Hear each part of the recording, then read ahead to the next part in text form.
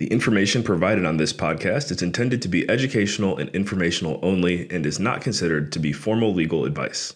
The listener should not take or refrain from taking action based on its content. Any listener in need of legal opinion upon which to rely in decision-making should consider formally engaging an attorney to review relevant facts in detail and examine the pertinent law as it applies to those facts. Hey guys, this is Adam Carswell, the founder of the Dream Chasers platform, and thank you for tuning into our content. We've got some phenomenal creators making a name for themselves on this platform, and we just want to say thank you for going on this journey with us. It's been a lot of fun over the past few years, and hey, we're just getting started. We would also like to take this moment to shine light on our sponsor, Raise Masters, the #1 mastermind for elite capital raisers. To learn more about Raise Masters, you can go to raisemasters.com. That's raisemasters.com. And again, thank you for investing your most valuable resource with us, your time. Now kick back and enjoy the show. Welcome to Real Estate Milestones, where we explore fascinating topics in commercial real estate with knowledgeable industry experts. I'm your host, Ben Malik, and I'm a young real estate professional who is passionate about adding value to people's lives through the incredible power of real estate. My goal is to help you discover what the heck is going on in the industry and how you can get involved. This is Real Estate Milestones, where your future in real estate lies just around the corner. Hello, everybody. This is Ben coming to you from New Orleans, and we got Beau Beery. Where are you coming from? Yo, I'm based in Gainesville, Florida. Awesome. So Beau is an expert in the multifamily brokerage space. He's been in CRE brokerage for 20 years and owned a Coldwell Banker franchise where he was the #1 multifamily producer by sales and the top 3 in the world. We got some pretty good experience from that end. He's also the author of Multifamily Investors Who Dominate, which is part of the way I found Beau originally, because I was trying to figure out how to dominate, obviously, in multifamily. So I was like, wow, a book that is exactly what I'm looking for. Let me read that. It was great. It had a bunch of great information. So not ashamed to plug that at all. And also I heard Beau first on Anthony Scandariato's podcast, which you might have heard a theme on this show. And a lot of my inspiration for podcasting came from Anthony, but you could check that episode out as well. But Beau, great to have you. Could you give a little bit more context to your background and kind of how you got started in the space? Yeah, sure. You bet. I did my AA degree at Daytona Beach Community College. Then I transferred over to the University of Florida and did my undergrad degree in marketing. And when I graduated, I was actually looking to be a personal trainer. Like that was what I did all through college. Great. Loved it. Was big into training. I had interviewed for a job at the RDV Sportsplex in Orlando, which is a huge facility. It had just been built. It was absolutely gorgeous. It was my dream job. And I only applied one place and that was it. And I didn't get the job and I was bummed out and I'm like, crap. I was walking into the gym to go do a workout. I was walking upstairs and a buddy of mine was at the top of the stairs in the gym. And I told him I didn't get my job. He says, well, shoot. He said, we're building an apartment complex right now here in Gainesville, 444 units. And we need help, leasing up the units and managing them. I'm like, well, shoot. Yeah. I need a job. So that sounds good. All right. So I started there at $35,000 a year. That was 1999. And the developer was Trammell Crow Residential, which was one of the top developers in the country. And I didn't know at the time, I didn't know who they were, but they were pretty damn good at what they did. And they paid for education. Like I was like, I'll just go get my real estate license. So I got my real estate license and they paid for it, and books here and there, and they paid for it. And while I was getting my real estate license, everyone was talking in the real estate course about the master's degree in real estate program at the University of Florida, which at the time was like #5 in the country or something like that. Right now, it just became #1 in the country. And so I was like, shoot, let me see what the qualifications are. We had to have a 500 GMAT. You had to have some sort of GPA. I don't remember what it was. You had to have letters of recommendations from employers, because a lot of folks had been working and then you would come back and do this degree. Like, I wanted you to have work experience.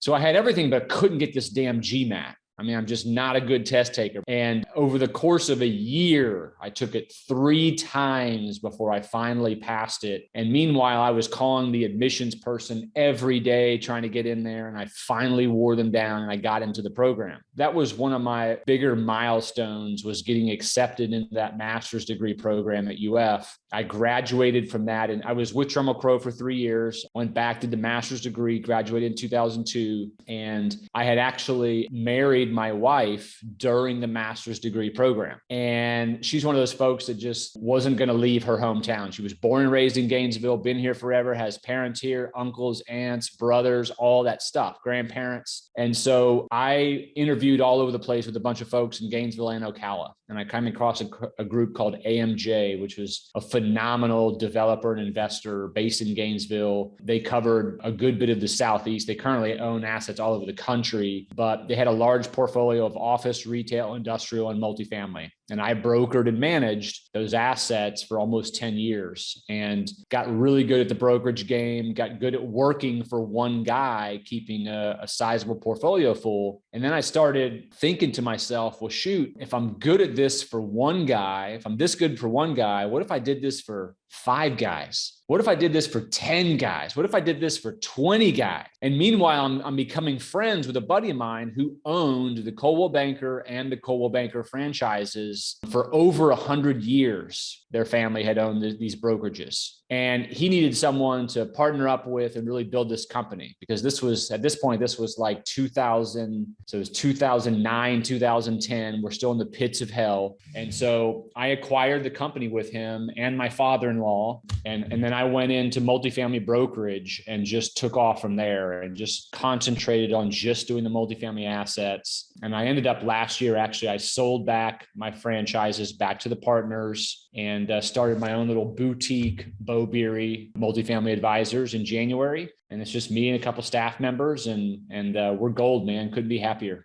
Awesome. That's super helpful. I appreciate you sharing all that context. It's a great story. Before we get into a little bit more of what you do, I was wondering if you could tell us a little bit about your first deal, or, something that you learned from one of your first milestones where you actually fully realized like real estate is the key. Like, this is what I want to do, I remember it distinctly when I was working at Trammell Crow, my first job, out of my undergrad. And I was there during new construction. So I'm watching these apartments go up, and as buildings come available, we would work on leasing them. And my property manager that I reported to, she was really cool. Like, she would show the books, the financials, the income statements. And I'm watching 800 people pay for this, or at the time was about a $27-28 million asset. And I never saw the owners. And I'm thinking to myself, dude, these guys never come to the asset. It's being paid for by other people. The mortgage is being paid down every month. There's cash flow every single month. And I'm like, I got to learn more about this game. Like, this is unreal, that what you have to do is basically secure debt for, anywhere between 60 and 75% of the cost. Come up with the rest of the money. And you can do that with friends, family. You could, if you're good at sort of raising money, which if you're building a nice asset is not hard to do these days. And then you bring on a good management team, you're collecting huge amounts of money. And it's not no work, but from a scaling standpoint, it's tremendous. And so that was the first time when I was like, I got to go back and I want to get educated on everything about multifamily, about real estate, about how to finance them, how to do the pro formas, how these people think. I want to know the whole gamut. That's when I went with AMJ, because he was just a phenomenal teacher and took me under his wing and went to the next level. That's definitely a lot of helpful information about multifamily investors who dominate. Let's go down that path. What makes a multifamily investor who dominates? You're referring to my book. So my book right here that I wrote, that's what it looks like. It's on Amazon, it's on Audible, it's on Kindle. I wrote that last year. And the reason I wrote it was, for 20 years, I've been watching some of the most elite investors in the world grow way faster than the vast majority of other investors. There's an elite group of folks. I've counted them in my market to be 0.5% of investors. These are people who are trading way more deals per year than everybody else. And I would take notes all along the way in my career, which I would encourage you to do, Ben, and others watching this, especially young people, to kind of like noticing how the best of the best do things and jotting down notes. And what I noticed were 2 big things. Number one, these guys knew the markets like the back of their hands, and they developed a reputation in the marketplace for closing and being gentlemanlike or gentlewomanlike, always showing up, always doing what they say they're going to do, never retrading on price or terms from the contract, never talking bad about the properties in front of the owners, treat others how you would want to be treated. It doesn't get done in this business. Part of the reason I wrote the book. And the second second reason I wrote the book is there's a kind of this unknown in the marketplace, how many of the deals are controlled by brokers. So I had done a 5-year study of every closing that happened over 10 units in the markets I cover, which is the northern half of Florida. And I studied 31% of every closing. And I determined that 93% of every closing over 10 units was done by a broker. And it's not because brokers are, anything special. It's because if you think about it logically, the person who owns a $5 million, $20 million, $80 million asset, why would they entertain some offer from a guy who they don't know off the streets that called them directly when they can hire me and I'll bring them 15 offers in 3 weeks? So everybody uses brokers in order to maximize their returns, especially on the price. And so if the game is controlled by brokers, then your whole game should be befriending brokers. And I'm not talking about like buying them gifts and stuff like that. I'm talking about developing meaningful relationships and long-term relationships of respect. And it's on a cadence every month or two, calling every broker in the market, developing relationships so that when they get listings, they think of you first. Because multifamily doesn't get sold on websites like houses do. Okay, houses get sold on MLS. Apartment complexes sold on websites. They get sold through phone calls and emails directly to the principals. That's how these deals get done. And so you can't remember to network with every broker in your market. The way you have to do it is making a list of all the brokers, importing them into a CRM, and creating a call cadence to them on a regular basis. So Ben, you can imagine, and I teach all this in my book on how to do that stuff. You can imagine the most elite investors in the world, they're calling 50 or 60 brokers that cover the northern half of Florida every 30 to 60 days. And they're having conversations about business, but they're also having conversations about wives and husbands and kids and hobbies and what you do on the weekend. And it's kind of mixing in business and personal, but it's every month or two, month after month, year after year. And so you can see how over the course of 5, 10, 15 years, developing that kind of bond with 50 or 60 brokers, how that kind of person who's extremely aware that actually does this gets a first look at every listing from every broker. Often, almost always, the difference between an elite investor and everybody else is the number of deals they see. It's not how smart they are. It's not how much money they've got. It's not how good they are at getting debt. No one's so much better than anybody else that they're elite in any one of those categories. Where they're elite is how many deals they see. What happens is almost all investors, if I showed them a list of 100 closings of deals that they would normally have gone after, most of them have only seen a small fraction. Most hear about the deals after they've already closed. The elite investors look at that list and can tell you that they've saw almost every single one of them. It was emailed to them. They got a phone call about it. They were physically visited by a broker, whatever it was. They hear about all these deals because they have a relationship and they have tremendous reputation for always closing, responding quickly, going to contract, paying the right price, treating the sellers correctly, not redlining contract ad nauseum, never retrading. I mean, it's easy stuff, but it's hard to do in theory consistently over time. And that's how you become a multifamily investor who dominate.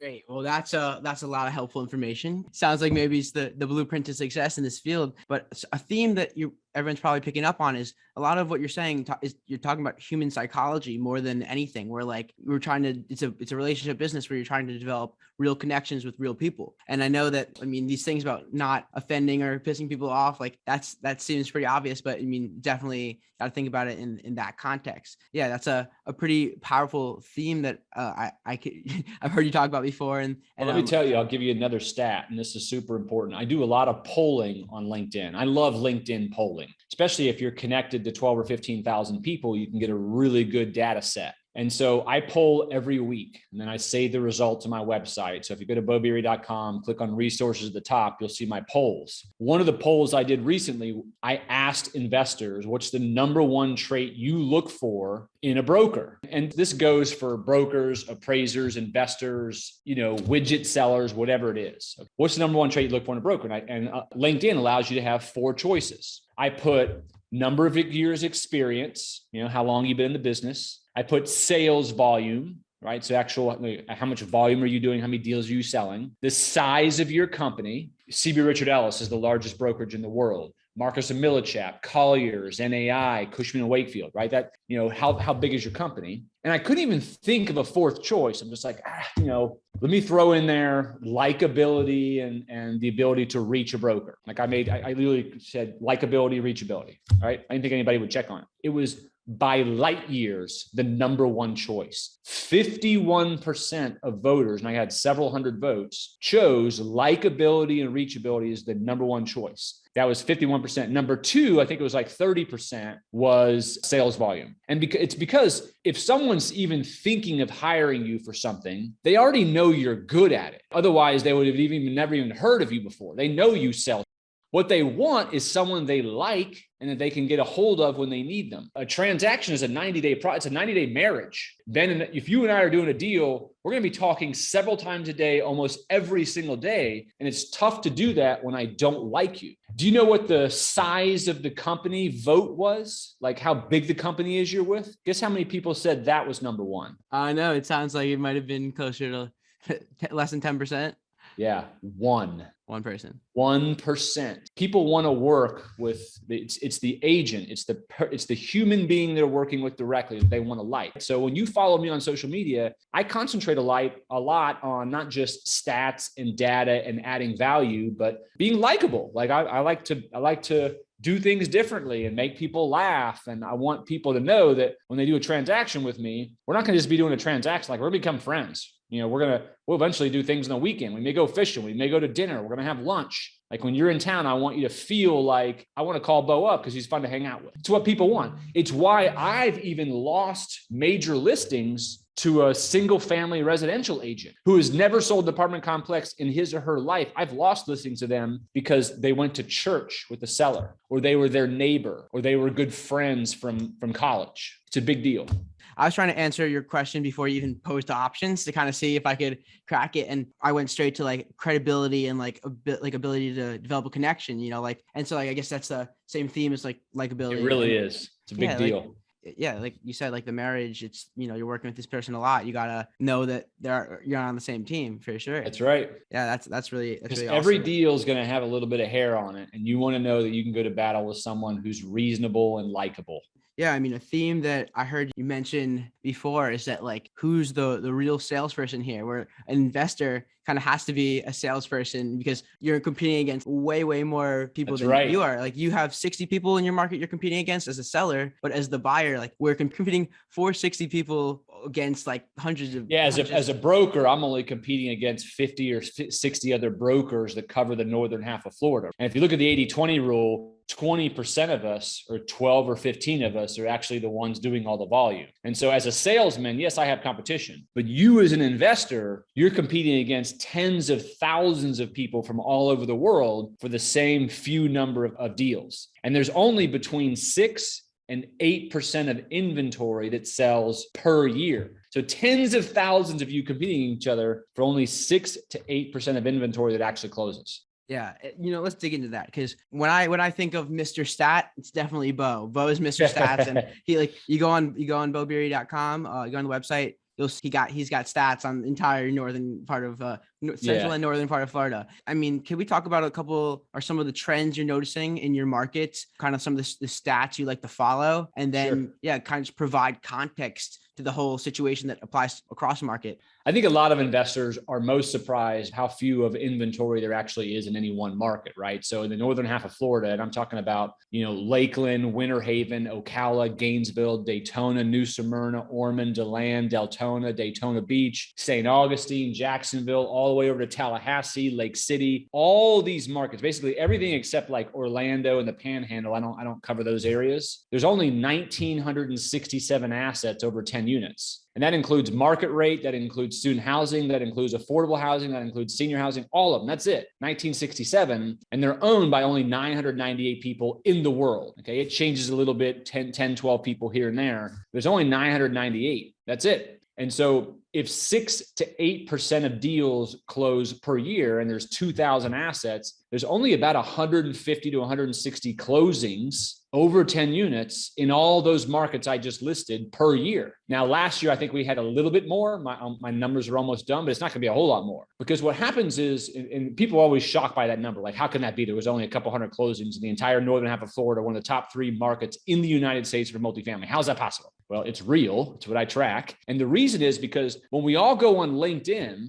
or Facebook, and we're all part of multifamily groups, and everyone we associate with and know are multifamily people. And we go on LinkedIn and our feed is full of people closing on something. They're taking pictures of themselves at a due diligence walkthrough. They're at a signing table doing a closing, and there's the attorney. Here's the before and after pictures of a renovation I did. And so you consume this all day, every day, and your brain doesn't understand that this is stuff that's happening all over the country. But in any one market, there's very, very few actual closings that happen. I mean, as far as a trend goes, I think there's a lot of new construction coming along, because we just can't keep up with the amount of units that are needed for the demand. So the last stat I read, which was about 8 or 10 months ago, I think it was National Apartment Association put out a report that we have to build a little over, I think it was 330,000 units per year for the next 10 years in order to keep up with demand. And the last time we built more than 300,000 units in 1 year was 1989. Now, we might have done it last year. We haven't got the numbers yet. My point is we're just so far behind. So new construction is going to continue to be a trend. I do like the cottage style units that a lot of folks are doing. So these are like side-by-side townhomes, less dense, 6 to 8 units an acre. Tenants love that stuff. The problem is you have to find land at a reasonable price, right? A lot of land, when it gets sold, is usually on zoning that allows a much higher, for the price is higher. So a price for an apartment complex, if they were valuing it, a good site might have been $20,000 a unit. And that was based on, let's say, 16 units to the acre. The guy who wants to do cottage style only does 8 units to the acre. So now that's a $40,000 a unit land price for him. So it's hard to find land for that style, but the tenants love them, and they're really, really cool. You can get good size rents on those assets as well. So I'm seeing several of those pop up in different markets. I'm also seeing a trend of typically 100+ unit buyers now morphing their business plan a little bit to add, not replace, but add acquiring under 100 unit transactions, because there's so few deals that are coming out. And since they already have larger complexes in some of these markets, it's easy from a management perspective to add a 60 unit complex or a 30 unit complex, as long as it's within range. Right. Yeah, definitely the scalability definitely helps kind of establish a footprint in the market originally. So yeah, that makes a lot of sense. I guess it's a very competitive market out here today, and there's a lot of people who are worrying about cap rates and the fact that, you know, asset prices have grown so much. I know some of your markets, like it's double last year, double a couple of years ago. I just seen some of these stats kind of, in a way, doesn't really check out. Like, I mean, the economics are there. It makes sense. Like, there's a lot of demand. Maybe there's low supply. There's interest rates going down. There's a lot of things that make sense. But what I wanted to really know is, what do you, from an investor standpoint, what do you think people should be looking for in terms of the fundamentals that really justify the prices that people are paying? I know, like, in Ocala, there's a new equestrian center. I know that will attract a lot of people coming through. Sure. Definitely indicative of population growth, which is obviously fundamental for multifamily. But I mean, like, what kind of things are you looking for in a market where you want to become an expert, justify the growth that you expect? If you go on my website and you go up to resources at the top, you'll see all the markets I cover. And if you click on any of the markets I cover, it'll show you a bunch of buttons, one of which is the types of things that you should be looking for in markets, like the different demographics, the incomes, the rentership, the top employers, the crime index, stability of the employers that are there. I'm not just a proponent for primary markets. I think secondary and tertiary markets can be good. Even a tertiary market, which let's just refer to as like a third tier market, let's call it a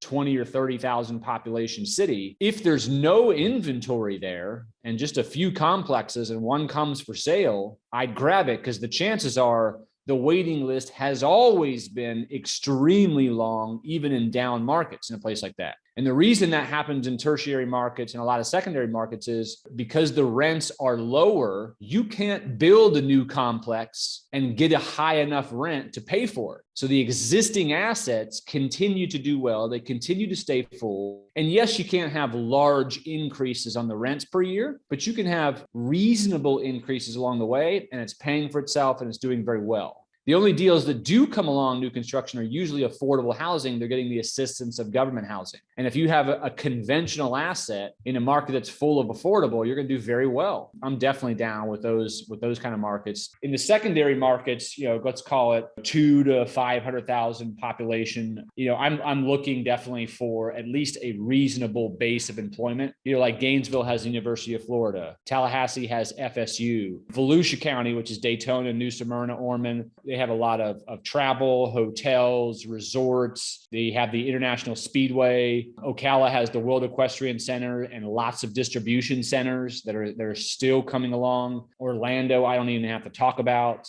And then you've got, Jacksonville is a 1.5 to 1.8 million population. They've got tons and tons of industries. There's very few towns in which that just has nothing to speak for it and has apartment complexes. Most of them, there's usually some sort of story to tell.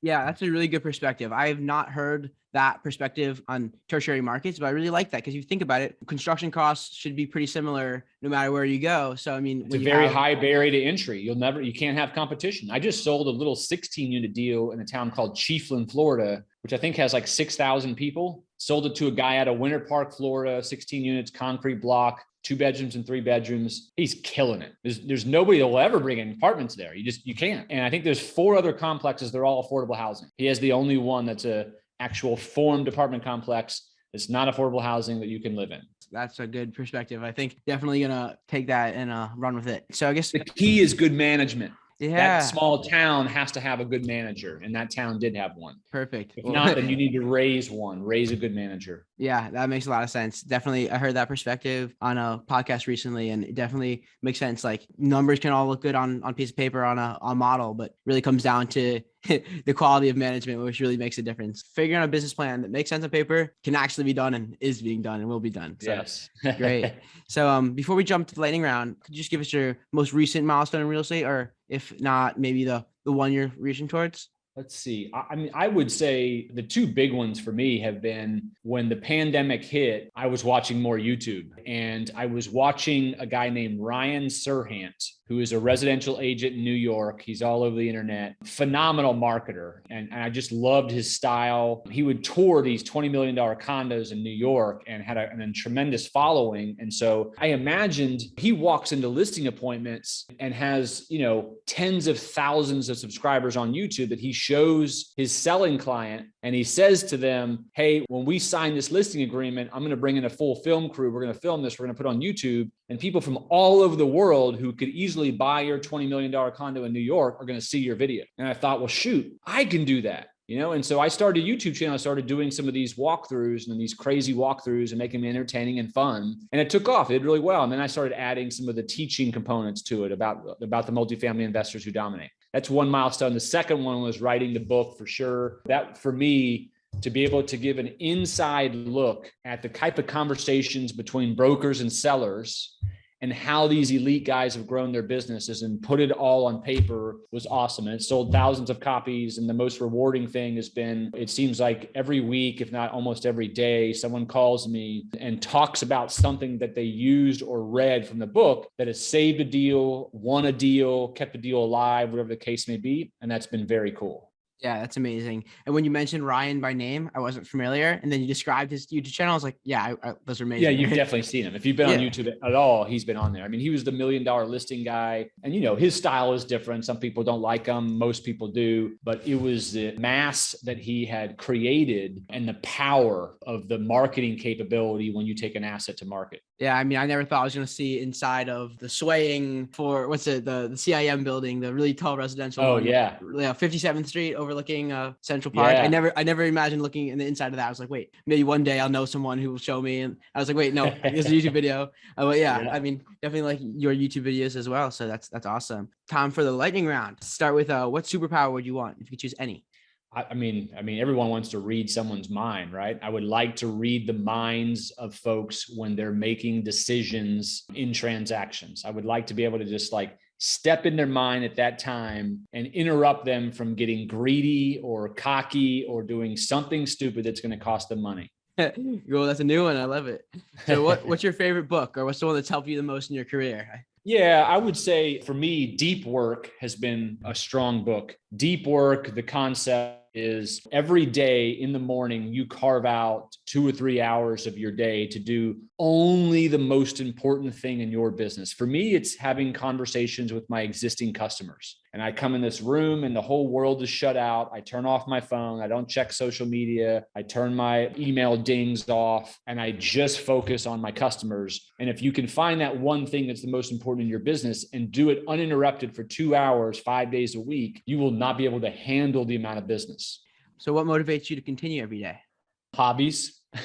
I work to live. I don't live to work. Real estate for me is something I'm good at. And so I do it. It's not something that I'm passionate about. If you said, hey, Beau, tomorrow, if you didn't have to work anymore at all, would you still do it? No, I would go drive Porsches all day long.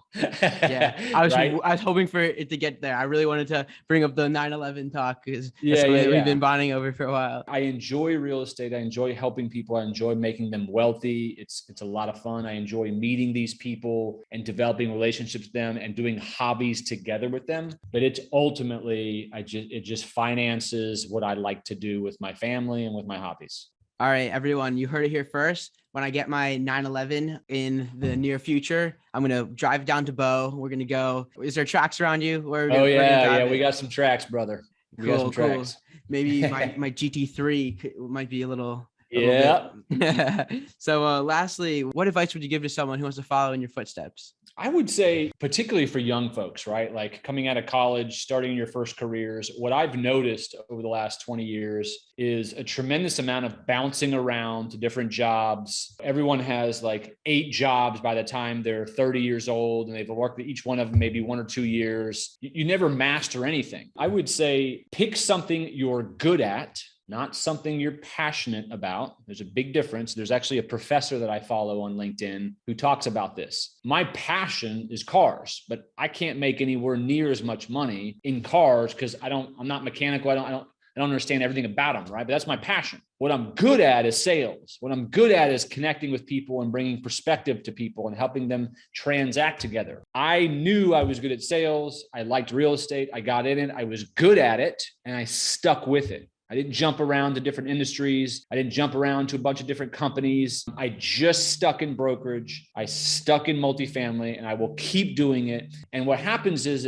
as you get better at something, people notice you're good at something, and people from different industries start barking in your ear. Hey, you should come do this. You would be really good at it. You should be on the board of this. You should be the president of that.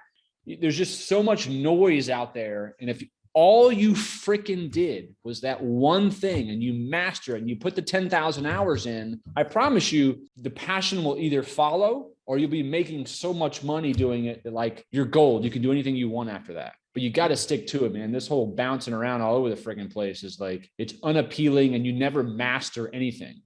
Yeah, wow. It's an interesting perspective that I don't think I've heard yet. For me, I'm like, when I think about jobs, I'm just working to learn. Like, I really like multifamily real estate. I want to develop passive income for myself. So I've worked at, on sales, and I've worked in acquisitions for a developer. Like this summer, I'm going to a multifamily lender because I just want to know all the different parts of the business. Sure. I guess I also want to know what I'm good at, what I like the most, and kind of figure out like there's a part that's for me, but I want to generate active cash flow. So now's the time to do that, especially when you're in school and so forth. I'm talking about once you're in your career, when you start bouncing around every 2 to 3 years to different industry, different companies, thinking something's greener on the other side, you never really get good or awesome at anything. Yeah, that's a good perspective. You never become known for something. Lastly, since I put you on the spot, I want to give you a chance for revenge. So ask me anything you'd want to know about me. That's a very good one. Tell me about your Bob Marley and some of your stuff there on the back wall I've been looking at. Is that? This is where I'll start. My parents raised me right. They raised me to like the good music. So I've been, my first concert was Red Hot Chili Peppers while I was in the womb. Oh, yeah. So I've been exposed to, by the time I was graduated high school, I've been to like 70 or more concerts. Just jam band really? Yeah. My parents 70 something concerts. Wow. Oh, yeah. I've seen Fish 10 times. So I'm in the double digit club for Fish. My parents are like 30 to 50 or something there. Music's been a big part of my life and my upbringing. So I have a very diverse taste in music. But obviously you see the Beatles back there. You see Bob Marley, you see Sublime. Yeah. I recently took history of jazz. So as you know, I'm in New Orleans, and I took history of jazz in school. And, I always was like, jazz is good. Maybe I can name Miles Davis. Like I didn't know any artists, but now like, I think what I'm really interested in is like, I think jazz is the most incredible place for artistic creativity to just like blossom and just like there's so many good things. So I'm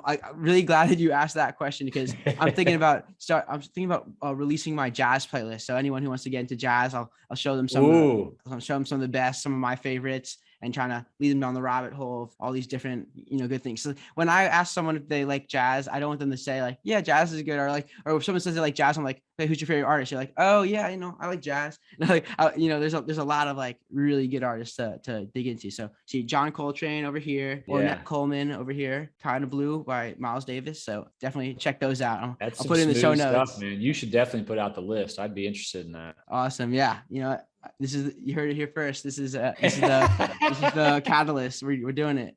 Awesome. Well, cool. Beau, it was a pleasure as always to chat. And I'm glad we got a chance to share all this amazing value with my network and with anyone who's listening to this. But if anyone wants to learn more, I mean, we spoke about a couple, but where can people reach you, and where do you like to connect? Yeah, 3 ways. My website, beaubeery.com. I described it. And the reason you want to go there, not just for the contact information, but look at the kind of information I put out. That information, as you're an investor, is the kind of information you want to master for the markets you work in. And the second thing is just getting the book. Listen, I don't make a bunch of money from the book. I'm not telling you to get the book, so I can make money. I'm telling you to get the book because it is the inside look. It is the Bible for how these elite guys have accumulated so many units over an amount of time. And then the third thing is to subscribe to my YouTube channel. It's called Beau Knows Multifamily. And I've got playlists on there for beginners. I've got playlists for advanced level investors, analytical playlists, listings, little funny shorts, like all kinds of stuff on there. I put about 1 or 2 videos a week out on there, and I think it'll be super educational for you over time. Yeah, I like when you do lip syncing in your Porsche. Yeah, that's fun. Yeah. Well, thanks again. This was amazing. And everyone, keep making milestones. Thanks for joining me on our journey, and have a great rest of your day.